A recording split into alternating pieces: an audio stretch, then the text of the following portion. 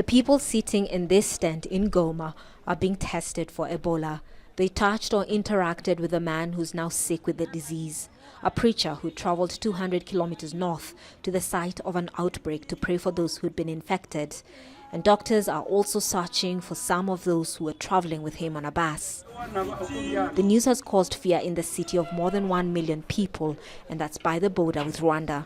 To me, we are afraid for Ebola because Ebola is very dangerous.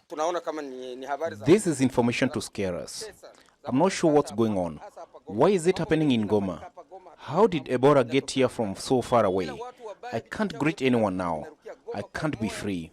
In Goma, we like street food. Health workers say many people in remote areas don't trust them, and they've been attacked by local militia groups whose fighters have also raided and burned treatment centers.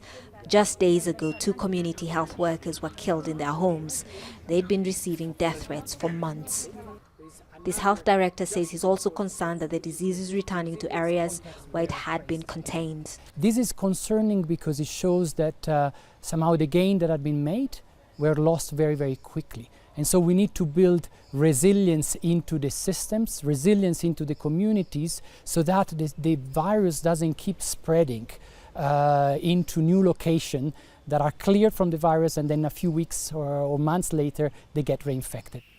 In Geneva, delegates in a meeting convened by the World Health Organization and the UN Office for the Coordination of Humanitarian Affairs discussed the Ebola response and the need for more resources if those on the ground are to make effective gains.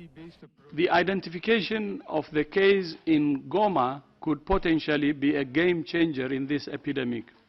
We're confident in the measures we're put in place and hope that we will see no further transmission of Ebola in Goma. This is the 10th outbreak in DRC in 40 years and the second deadliest in the history of the country. Health officials in Goma say the priority now is to find everyone who has been in contact with the preacher, but they don't have much time. The city is a gateway to neighboring countries as well as other areas in DR Congo, and that includes the capital, Kinshasa. Catherine Sohi, Al Jazeera.